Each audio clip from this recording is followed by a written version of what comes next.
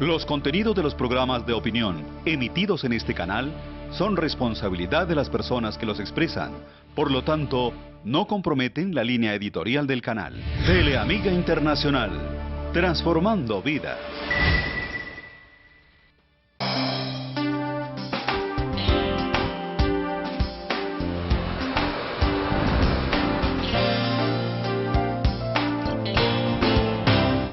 Hola queridos amigos, estamos haciendo país. Hoy vamos a tratar un tema que está haciendo conmoción a nivel internacional. No es un tema nuevo, pero sí tiene que ver muchísimo con los hechos actuales. Y se trata de la amenaza del Estado Islámico. Hay gente que no comprende bien qué es lo que sucede. Esto se desarrolla en teatros muy diferentes a América Latina por el momento, y uno de ellos es justamente pues Europa, donde se están dando una serie de hechos que han conmovido el mundo.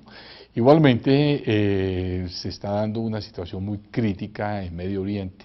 En Asia Menor estamos hablando también de lo que sucedió en Turquía no hace mucho tiempo, en donde unos atentados muy fuertes cobraron más de 100 y pico de vidas. Igualmente lo que se ha dado en Siria. Siria es un país que está devastado actualmente, un país anteriormente próspero y que hoy en día está completamente acabado. Irak fue otra de las víctimas, estamos hablando de Afganistán, y por supuesto todo esto tiene que ver con todo el mundo árabe, el mundo musulmán, Europa y Norteamérica. Pero ¿qué pasa con Sudamérica? ¿Qué pasa con Centroamérica? ¿En dónde realmente podemos estar nosotros metidos? Ojo, mucho ojo, que también tenemos vasos vinculantes, y ahora lo vamos a aclarar bien. Para este tema, que lo vamos a tratar con mucha objetividad, porque es un tema muy delicado y queremos obviamente ver, hemos realizado unas invitaciones que nos van a ayudar a aclarar desde diferentes ópticas. Primero, hemos invitado a dos estudiosos sobre el tema, el doctor Gabriel Clavijo, quien es politólogo con una maestría en estudios internacionales y docente del programa de humanidades de la Universidad Politécnico Gran Colombiano. Doctor Gabriel, bienvenido. Muchas gracias por la invitación. Bueno, tenemos igualmente al doctor Diego Bernal Acosta, quien es un abogado internacionalista, es docente de la Universidad La Gran Colombia. Doctor Bernal, bienvenido. Gracias, doctor, a usted por invitarme. Bueno, y tenemos al imam Carlos Sánchez, él es representante de la Confesión Centro Islámico de Colombia. Imam, bienvenido. Bienvenido a usted por la invitación. Y tenemos al sheikh Ilyas Marzovi, no sé si lo estoy pronunciando bien, él me lo corregirá ahora, quien es el director académico del Centro de Estudios Islámicos Al-Qurtubi.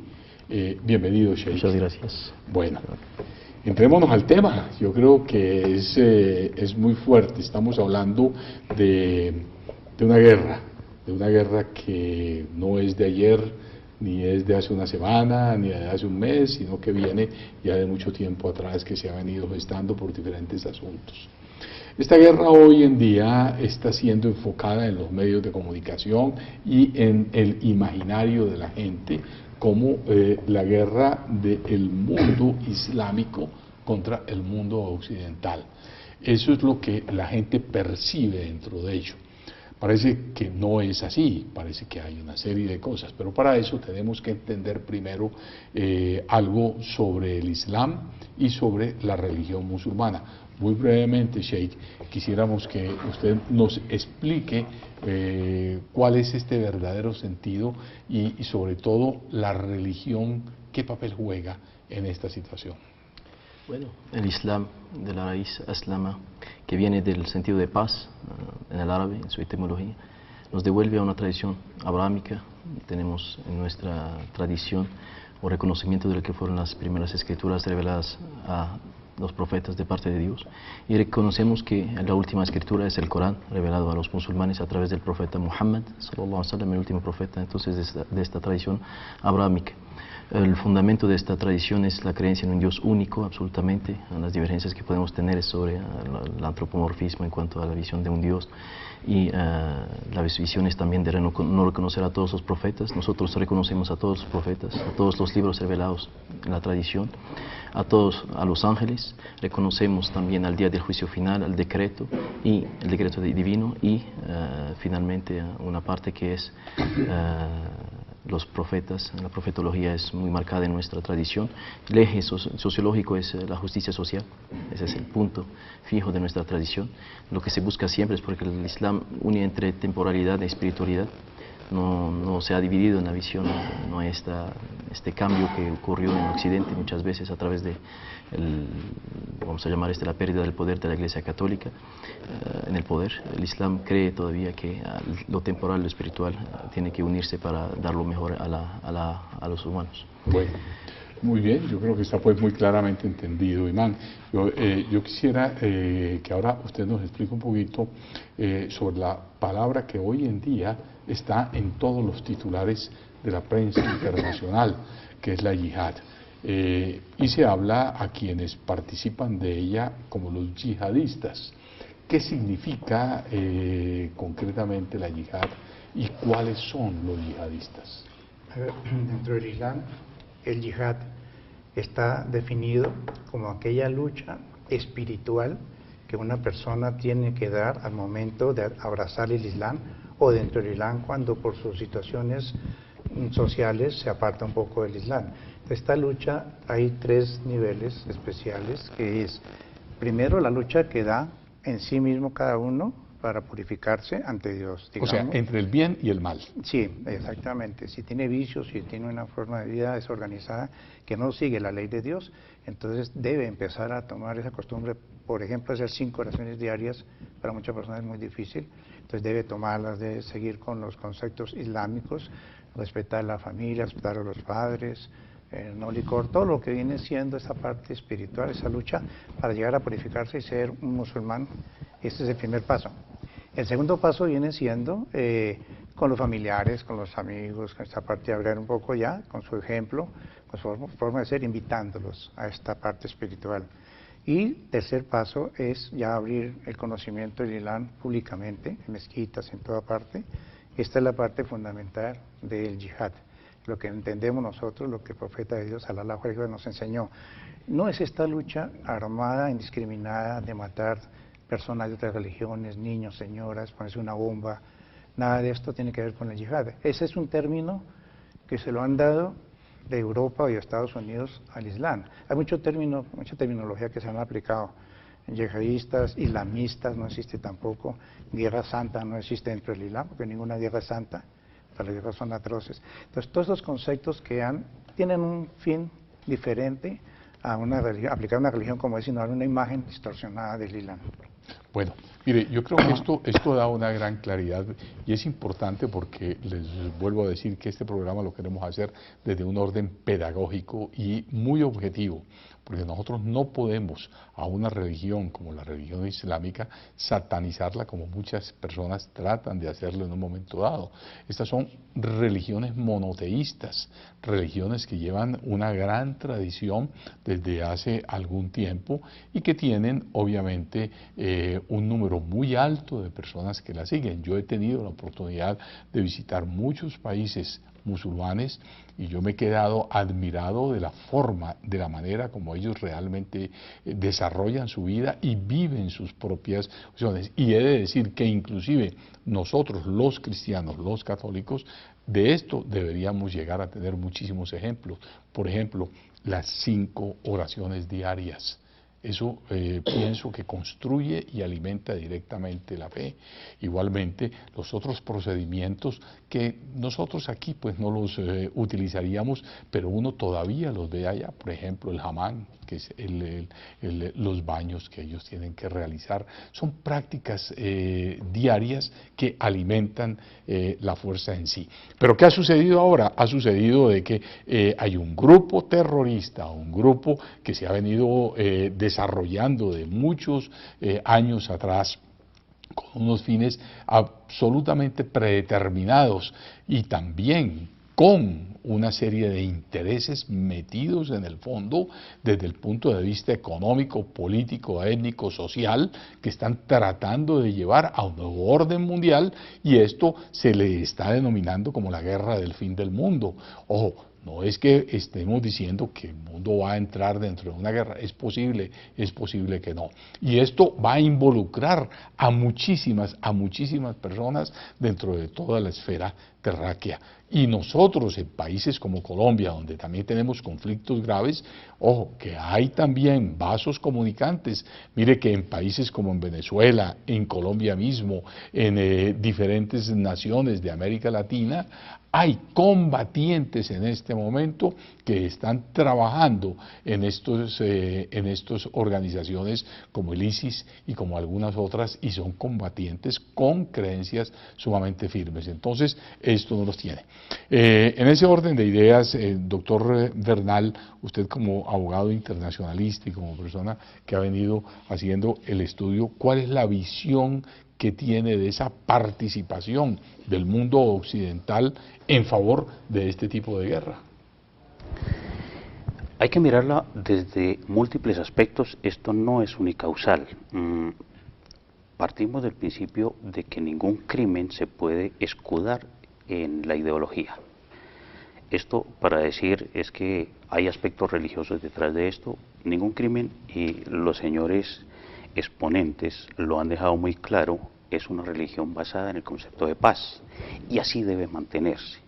Entonces, si nos aproximamos a la participación de Occidente frente a esta dinámica, tendríamos que mirar, si nosotros nos consideramos como occidentales, que hay unos elementos de culpa muy profundos en la medida en que hemos desarrollado dos aspectos. Uno, ignorancia, y en otros casos, mala intención. ¿Ignorancia en qué? Ignorancia en que no comprendemos la dinámica sobre la cual está construida ese precepto de fe islámica. Nos cuesta mucho trabajo entender cuál es la dinámica, ese bagaje histórico que han tenido para llegar a donde están, con los grandes aportes que le han hecho a la civilización. Recordemos que el álgebra nos viene de por allá, y son elementos que nos han dado unos grandes aportes a la ciencia.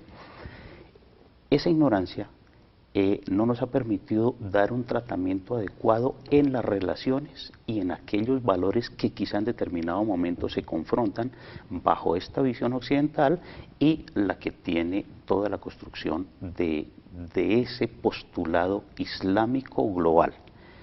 Entonces, en el segundo tema es cierta mala intención orientada en diferentes aspectos. Uno de los aspectos es efectivamente esa gran riqueza. El mundo todavía es muy petróleo dependiente y desafortunadamente esto genera unas exasperaciones muy profundas en torno de buscar el poder que hay detrás de la explotación de esa riqueza. No hemos podido entender ese fenómeno, y todavía más complejo aún, que las reacciones que hemos tenido frente a esta minoría violenta que hoy llamamos ISIS o Estado Islámico, la hemos tratado en situaciones desiguales. ¿A qué me refiero yo? París no ha sido el único, es muy lamentable, es doloroso los muertos parisinos y nuestro sentimiento de solidaridad con las víctimas que hay allá. Pero resulta que se han dado otras catástrofes en el mundo relacionadas con los mismos hechos, y esa civilización, quizá occidental, no ha tenido la misma visión crítica, los medios de comunicación no le han dado el mismo despliegue. Pensemos nomás en ese episodio doloroso de Boko Haram. ¿Qué seguimiento le ha dado Occidente y los medios de comunicación frente a esas niñas que les negaron sus derechos más elementales? Entonces, mezclados todos estos elementos, se da un caldo de cultivo muy profundo para que la situación no revierta en el mediano plazo, sino que al contrario, si seguimos con esta ignorancia frente a la situación y a los fundamentos, si seguimos de pronto buscando encadenar el poder detrás de la riqueza que hay allá, y no tenemos un manifiesto unánime frente a la rechazo absoluto de toda forma de violencia en todas partes del mundo con la misma dimensión, seguramente vamos a tener más dificultades en los próximos tiempos. Doctor Clavijo, desde el orden económico en el mundo, la industria petrolera, la explotación petrolífera, es el principal rubro dentro de la economía mundial. Obviamente esto está en manos de pequeños países con enormes reservas. Todos estos países, inclusive los mismos de América Latina, como el caso de Venezuela, por ejemplo, que también es un alto productor de petróleo, han tomado ciertas políticas ya en el orden económico de un dominio, pero más bien basado sobre las inversiones de las multinacionales, que a su vez son capitales norteamericanos, capitales europeos y actualmente capitales chinos. Entonces, esa gran economía está siendo como ciega o está promoviendo en el fondo esta misma situación para hacer una mayor producción económica. Sí, aunque el tema de la explotación petrolera y el tema geopolítico regional del Medio Oriente va un poco más profundo que la mera explotación petrolera. Para entender esta dinámica del surgimiento de ISIS, que no es el único movimiento que existe por reivindicación de la fe musulmana, está Al-Nusra, está Al-Fatah, ha existido, la OLP, infinidad, Hezbollah, Hamas, los drusos, todos. Es como una visión laica de todas maneras. Sí. Sí. Entonces, creo que me parece a mí que es importante entender la responsabilidad que ha tenido Europa, sobre todo con su política de coloniaje, ¿sí? Colonización fáctica hasta la Segunda Guerra Mundial y económica, incluyendo a Estados Unidos, en los intereses petroleros. Y es importante entender también que estos problemas, estas reacciones del mundo musulmán, de cierta manera han sido cultivadas de alguna u otra forma por las colonias, especialmente por Francia y la Gran Bretaña. Me voy a referir a un tratado vital dentro del desarrollo del Medio Oriente, es el tratado Sykes-Picot. Este tratado fue firmado en 1916, en donde Gran Bretaña, Francia y Rusia, que eran los grandes protagonistas a la época de la Primera Guerra Mundial, se reparten esta región desconocida para Occidente, pero con gran potencial económico, porque empezaba la revolución petrolera y la revolución postindustrial en Europa. Se reparten estos territorios de una manera totalmente arbitraria, se destruyen comunidades totalmente arbitrarias, nomás por citar el Al-Sham, que es la Gran Siria, que estaba compuesta por Siria y por Irak, que eran un solo pueblo casi. Era Siria, Jordania, lo que es Líbano, Palestina, era una sola región. Sí. La Gran Siria, ¿sí? Al-Sham, de hecho ISIS traduce eso. La Tierra Santa, pues. ¿Sí? Tierra Santa, ¿no? Sí, es la Tierra Santa. Sí, o sea, es muy bueno para el mundo musulmán decirles a nuestros oyentes que ISIS es eso, Tierra Santa, ¿no? No, la Tierra Santa es la región. La región. ISIS traduce okay. ISIS es Estado Islámico. State of Iraq and Al-Sham. Al-Sham es la Tierra Santa. Es la Tierra Santa. Okay. El Gran Levante, como nosotros lo conocemos. Sí. Y viene entonces el nombre del Estado Islámico de Irak y el Gran Levante, que es el Estado Islámico. Vienen estas reparticiones arbitrarias y empieza a repartirse toda esta población de una manera totalmente ciega y totalmente torpe por parte de Occidente.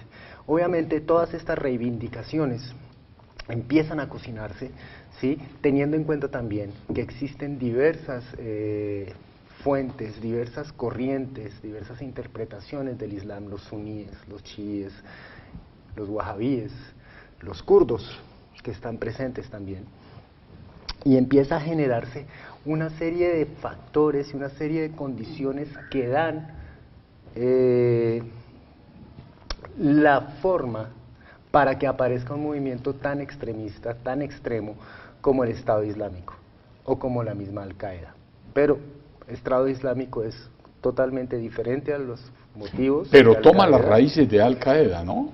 Sí. Porque Al-Qaeda prácticamente Sí. ha sido casi semi-extinguido, Sí, ¿no? de cierta manera Al-Qaeda nace a partir de los choques que hubo en Arabia Saudita por las invasiones o por las amenazas a la industria petrolera en los años 80s y 90s por parte de los grupos presentes en Irán, sobre todo los chiitas, en Irak, y Estados Unidos se encarga de favorecer estas versiones extremas del wahabismo Claro. y de apoyar este gobierno. Ahí aparece entonces la formación militar de los militantes de Al-Qaeda, incluyendo a Osama Bin Laden, que fue formado por Estados Unidos. Osama Bin Laden y Al-Qaeda es un producto casi de Estados De los Unidos por su norteamericanos, producto. Y además por- socio, Inclusive ¿no? se decía que era socio de los Además mismos Bush, Exacto, ¿no? por ¿verdad? su política de explotación petrolera.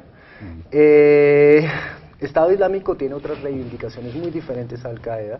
Al-Qaeda nunca buscó la conformación de un Estado o un califato como tal, ¿sí? Sino era simplemente casi como un cártel, como una multinacional de grupos de diversas orígenes, de diversos estilos, que venían y bajo el nombre genérico de Al-Qaeda utilizaban acciones contra Occidente, especialmente contra Estados Unidos.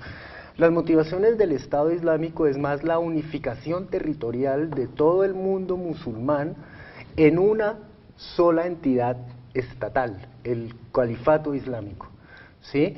Sin Es tener casi territorio determinado. Sin tener territorio aún, aunque en este momento las acciones del Estado Islámico han tratado de borrar las fronteras ya de algunos países.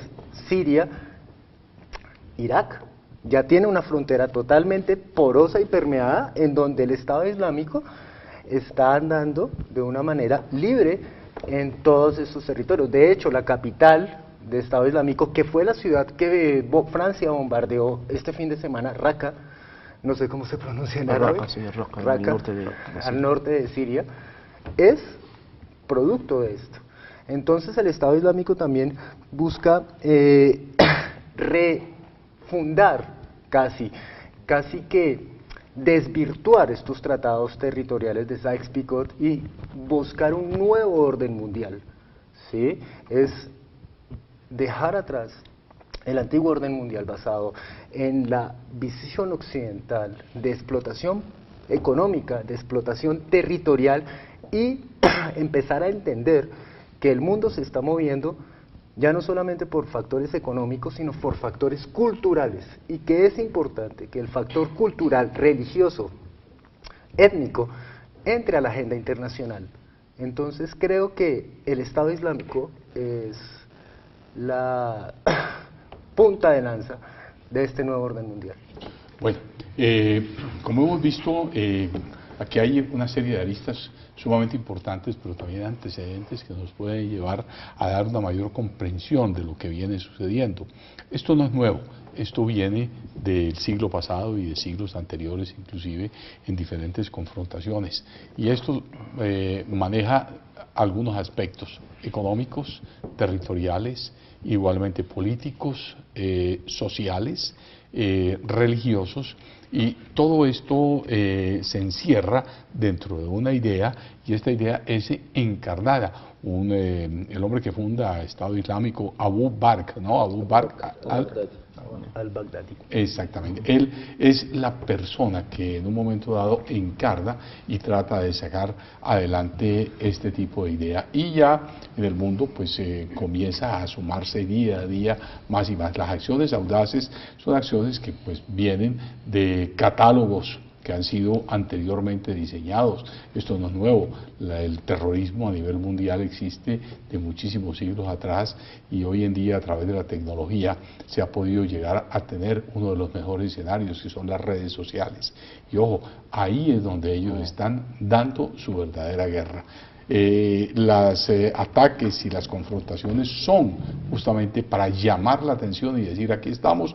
También es así que los mismos actores o los, ¿cómo le llaman? El muyahirín, ¿no?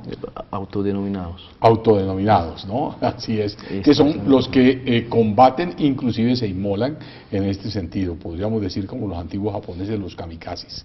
Bueno, vamos a hacer una pequeña pausa y ya regresamos porque vamos a profundizar más sobre este fenómeno y sobre todo esas causas y principalmente cuál va a ser el estado del mundo en un tiempo muy próximo. Ya volvemos.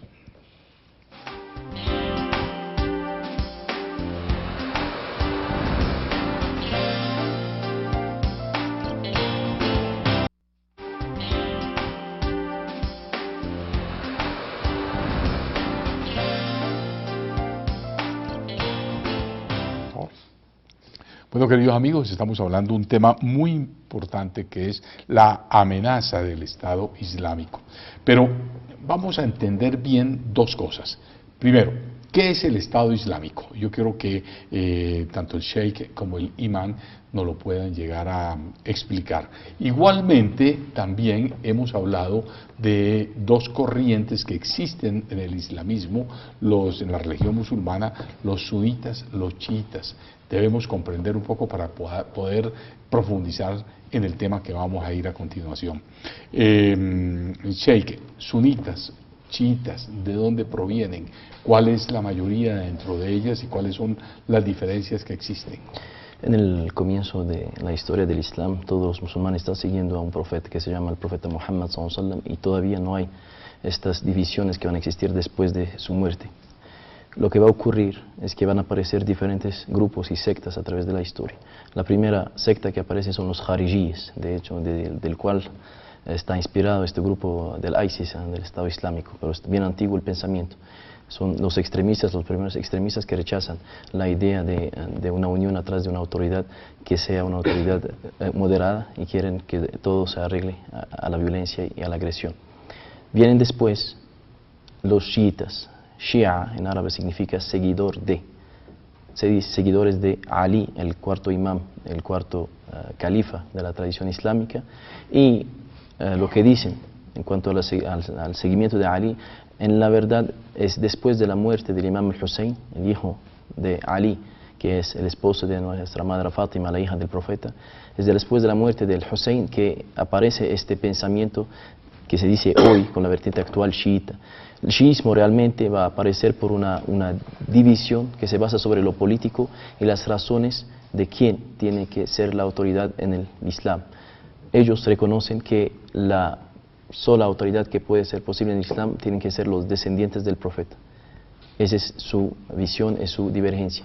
En cuanto a los musulmanes sunitas, que va a aparecer también esta denominación que significa de la tradición del profeta, los que siguen al texto de una manera ortodoxa, los ortodoxos del Islam, son los que van a tener esta visión que la problemática política no es lo fundamental en cuanto al poder, sino hay que seguir lo que dejó el profeta.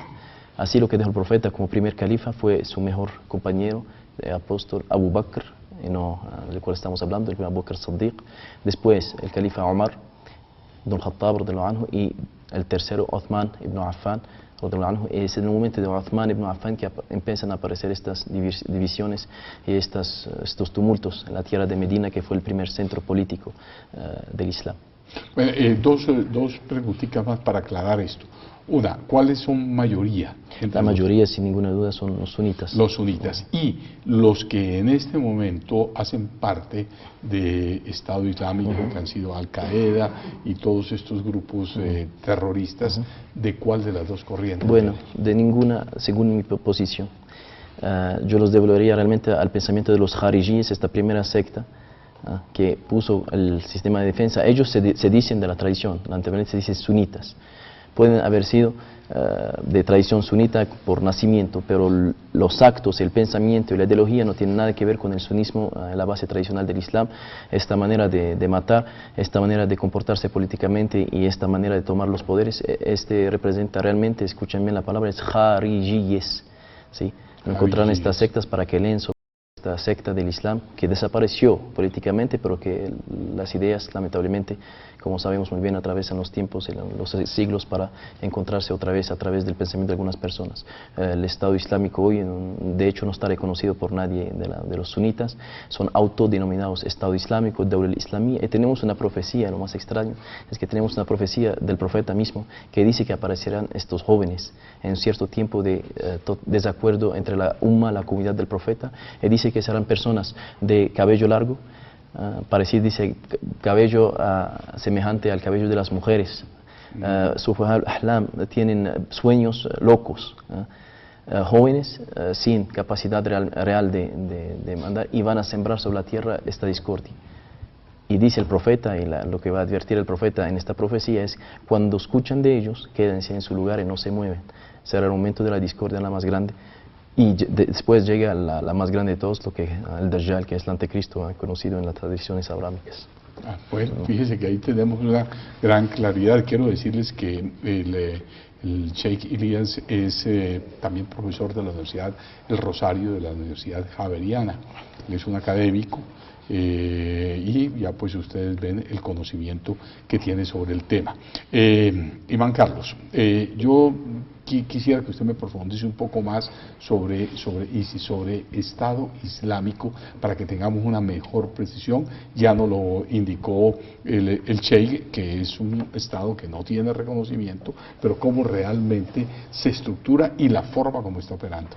Sí, para aclarar este punto, primero quiero dejar en una constancia de que nosotros jamás estamos apoyando lo que es la violencia, el terrorismo, nada de estos puntos de vista. Hemos hecho en Bogotá un foro con todas las mezquitas de Colombia y como conclusión se saca que no habrá un colombiano o un extranjero que pise territorio colombiano, musulmán, que vaya a engrosar las filas de algunos fundamentalistas o terroristas de ninguna clase. Todo el musulmán colombiano estamos luchando para que se haga el Islam tal como el profeta Muhammad sallallahu alaihi wasallam nos lo enseñó, y no ningún desvío, repito, de violencia. Entonces yo me limito a explicar desde un punto de vista político. Yo soy abogado especializado también en ciencias políticas, en donde quiero explicar lo que es el